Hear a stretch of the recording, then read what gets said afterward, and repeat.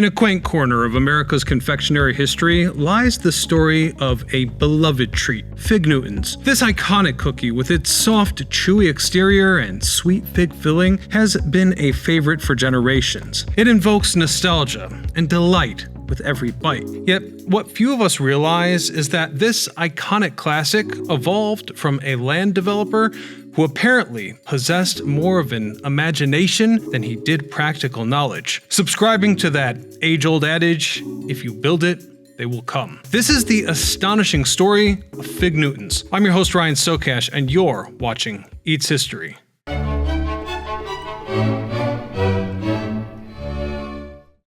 The journey of Fig Newtons starts with a remarkable man named Charles Rosser, a talented baker and inventor from Ohio. In the bustling world of the late 1800s America, Rosser stood out for his innovative spirit and culinary creativity, and he had an obsession, an idea he envisioned as a pastry that combined the wholesome goodness of figs with the convenience of a ready-to-eat cookie. Figs, after all, were highly regarded for their nutritional benefits, often recommended by physicians of the time. So Rosser's idea was not only to create a portable, delicious snack, but a nutritious one at that. This novel concept would soon revolutionize the cookie industry, but figuring out how to accomplish this concept was no small feat in an era without modern food processing equipment. Hence, Rosser's method involved carefully preparing the fig filling and creating a dough that would retain its softness after baking. His hard work paid off, and eventually, the ultimate result was a treat that combined the natural sweetness and texture of figs with the satisfying bite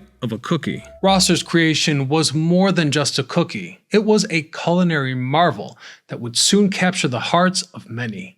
The hype didn't take long to catch on. By 1891, Rosser's invention caught the eye of the Kennedy Biscuit Company, a Massachusetts-based bakery known for its commitment to quality and innovation. The Kennedy Biscuit Company was one of the main regional bakeries under the umbrella of the New York Biscuit Company, which would later become Nabisco. Anyhow, seeing the potential for Rosser's creation, they began producing the fig-filled cookies on a larger scale, a partnership that marked the beginning of a new chapter for that humble fig cookie. Since the Kennedy Biscuit Company had a history of producing high-quality baked goods, they brought this experience to the production of Fig Newtons, refining the original process to ensure that each cookie was consistently delicious. Moreover, the name Fig Newton was chosen not randomly, but as a tribute to the town Newton, Massachusetts, near the Kennedy Biscuit Company's original bakery. This charming nod to its origins added a touch of locality to the cookie that would soon become a national sensation.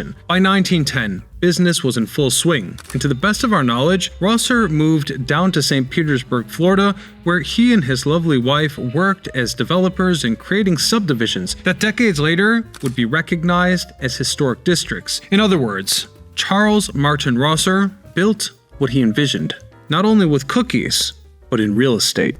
As the fig cookie gained popularity, the Kennedy Biscuit Company worked tirelessly to meet the growing demand. Their efforts paid off, and Fig Newtons quickly became more than just a regional favorite. They symbolized a burgeoning era in American snack culture. You see, the cookies' appeal lies in their perfect balance of sweet and wholesomeness, making them a favorite among children and adults. Furthermore, Fig Newtons were marketed as a healthy treat, ideal for the lunchbox and the picnic basket, all wrapped into one. Their portability and long shelf life made them an instant hit with families looking for a convenient option. Finally, the success was further bolstered by a merger of the Kennedy Biscuit Company and the New York Biscuit Company, which in the end formed the National Biscuit Company, otherwise known today as Nabisco. In fact, this merger is why you know the brand today, as it allowed for even greater distribution and ensured that Fig Newtons would reach an even wider audience.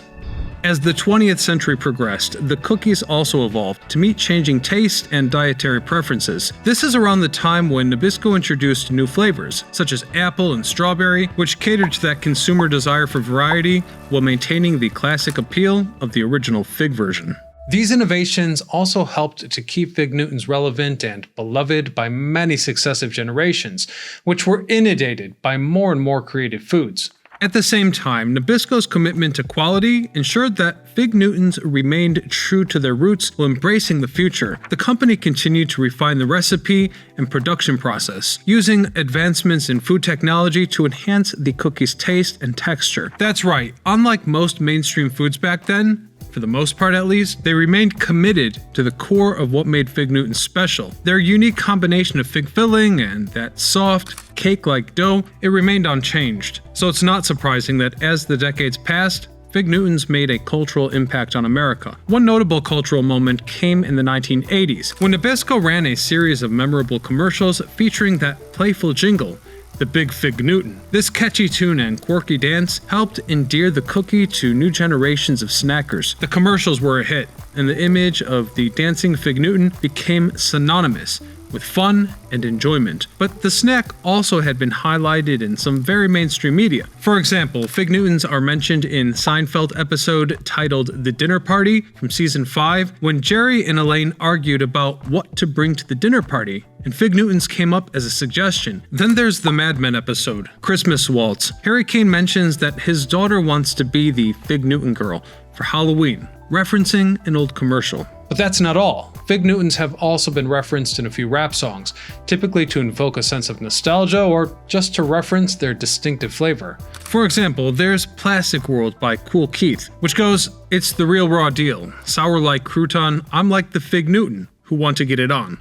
Today, Fig Newtons are more than just cookies. They are a bite-sized piece of history, carrying forward that legacy of Charles Roster's ingenuity mixed with that enduring charm of a small Massachusetts town. The cookie continues to be a favorite among those who appreciate their unique flavor and texture, as well as their wholesome ingredients. Fig Newtons have also adopted to modern trends, with Nabisco introducing whole grain and reduced fat versions to cater to more health-conscious customers. These variations ensure that Fig Newtons remain relevant in a world where dietary preferences and nutritional awareness are constantly evolving. I will leave it there for today, but thank you so much for watching. I hope you'll hit that subscribe button and definitely let us know what episode you'd like to see next in the comment section below.